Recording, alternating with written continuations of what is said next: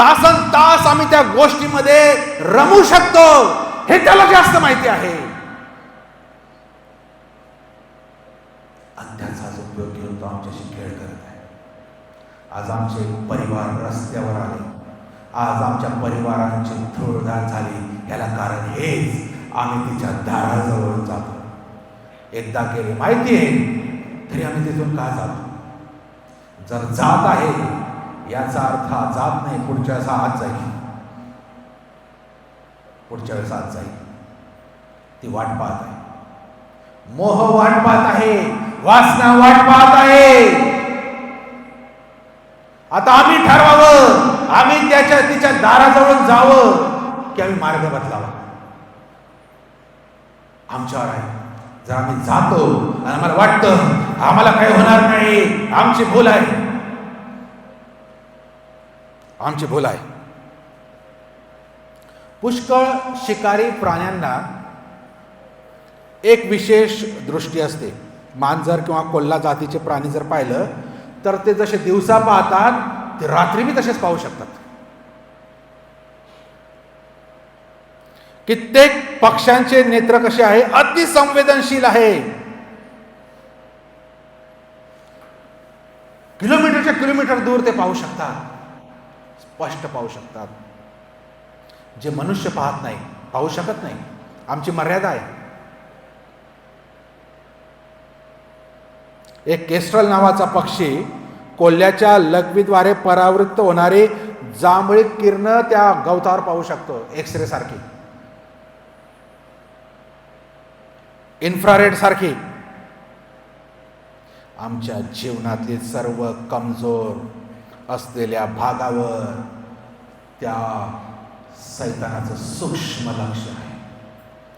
किलोमीटरवरून तो पाहत आहे. जे आम्ही पाहू शकत नाही, जे कोणी पाहू शकत नाही ते तो पाहत आहे.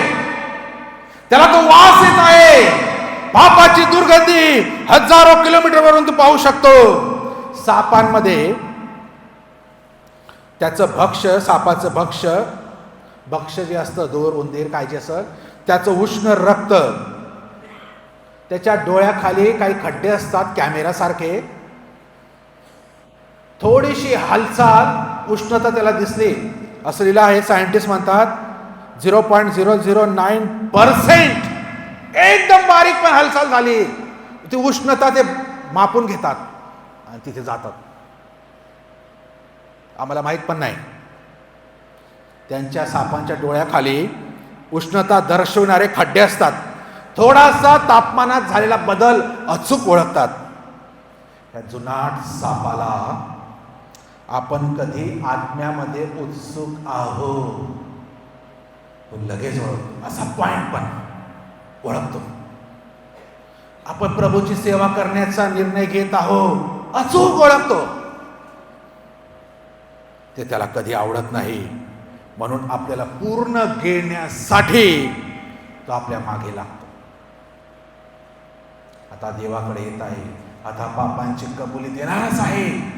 एकदम आमच्या आधी त्याला माहिती आहे, बारीक हालचाल तो ओळखत आहे. हा जुनाट साप प्रगटीकरणात त्याला जुनाट साप म्हटलेला आहे, कारण तो पहिल्यापासून आहे. पृथ्वीच्या त्या आदम एदेन बागेपासून आहे तो जुनाट साप. फसवत आहे. हे आहे पाहण्याची क्षमता. काही प्राण्यांमध्ये तीव्र ऐकण्याची क्षमता असते आणि ते आपल्या भक्ष्यावर तुटून पडतात. खळ्यात राहणारा जो घुबड असतो त्याचा चेहऱ्याचा आकारच असा असतो आणि तो इतका शक्तिशाली चेहरा असतो की एका छोट्या उपग्रहाप्रमाणे असतो. जमिनीखाली होणारी उंदराची बारीक हालचाल, बिनचूक तो आवाज त्याच्यापर्यंत लगेच कॅच करतो. जराशी हालचाल दुरून. एक असलेला आहे, मोठ्या बर्फातला एक मोठा घुबड असतो. त्याची ऐकण्याची शक्ती, बर्फाखाली चाललेला तो उंदीर किंवा ते कीटक, तिथून ती हालचाल त्याला ऐकू येते. अचूक रीतीने थोडासा आमचा पाऊल इकडे तिकडे पडला, थोडासा आमचा विचार आला, आमच्या मुखातील वचनाद्वारे सैतान ओळखून घेतो ह्याच्या मनात काय आहे, एखादी शिवी निघाली, बसलेला आहे तो, लगेच कॅच करतो. तो ओळखतो याच्या मनात काय आहे. आमचे बोलणे ऐकून आमचे माप तो घेतो. माप याची शिकार कधी करायची. आमच्या जीवनातील उद्देश, लक्ष, आमच्या जीवनातील दृष्टिकोन, आमचा उद्देश आणि योजना इत्यादी बाबत आम्हाला सावध राहण्याची गरज आहे.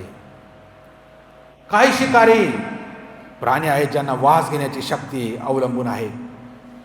हजारो किलोमीटर पासून ते वास घेतात असं लिहिलं आहे. 2.5 किलोमीटरच्या अंतरावरून तो तरस त्या हरिणीच्या पिल्लूचा वास घेतो. 2.5 किलोमीटर वरून त्याला वास येतो, त्या तरशाला. तो त्याच्या भक्ष्यापर्यंत जातो. शार्क मासा जो असतो समुद्रामध्ये, त्याची वास घेण्याची शक्ती 1.5 किलोमीटर अंतरावर असलेल्या आपल्या भक्ष्यापर्यंत समुद्रात जाते. 1.5 किलोमीटर वास. सुवासिक जीवनाकडे आकर्षित होणारे फक्त मनुष्य नव्हे तर दुष्ट आत्मे देखील आहेत. त्यांना समजत आहे सुवास, आराधनेचं अर्पण, स्तुतीचं अर्पण कोणाच्या जीवनामध्ये सुरू आहे. त्यांना लगेच वास येतो, लगेच त्यांना समजतं. जेव्हा ख्रिस्ताचा सुवास आमच्या जीवनातून बहरताना दिसतो, इतरांचे लक्ष जेव्हा आमच्याकडे वेधले जाते, तेव्हा सावध राहा. जेव्हा आम्ही इतरांकरिता वेगवेगळ्या प्रकारे आशीर्वादित बनतो, त्यावेळेस आम्हाला जागृत राहण्याची गरज आहे. जो इतरांसाठी आशीर्वादित बनत असतो त्याच्यावर जास्त अटॅक आहे. म्हणून पुष्कळदा म्हटलेलं आहे, एखाद्या मंडळीचा पाळा जर चुकतो तर तो चुकत नाही, तर मंडळी चुकते. कारण मंडळी त्या बाळकासाठी प्रार्थना करण्यास सुटलेली आहे. त्याला त्या जो विश्वास त्याचा राखला त्याचे मजबूत उभारण्यासाठी. तो पण मनुष्य आहे. कितीतरी सेवक पडून गेले, मोठे मोठे टीव्हीवर प्रचार करणारे दिसत नाही, संपले. या कारणामुळे संपले. का? कारण तो एकटा असमर्थ आहे. तो काय देव नाही, मनुष्य आहे. फक्त देव त्याच्याद्वारे त्याचे निरोप पाठवते, एवढाच फरक आहे. आणि त्याला मजबूत करायचं असेल, तो मजबूत त्याच्या परिवारावर सैतान हल्ला करू.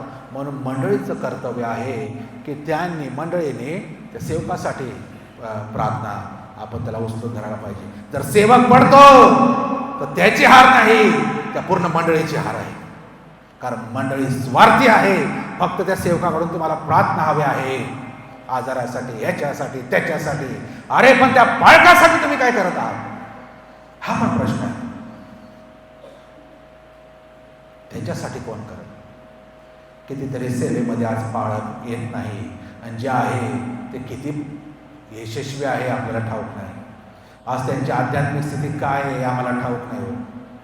कारण हे सगळं सांगण्याची हिंमत पुष्कळांमध्ये तर नाहीच.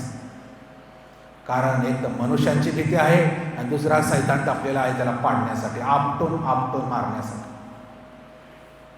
हा एक फरक आहे.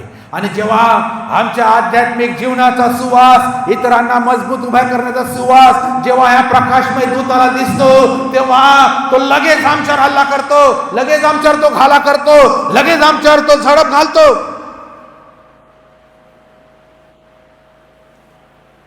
म्हणून प्रियांनो,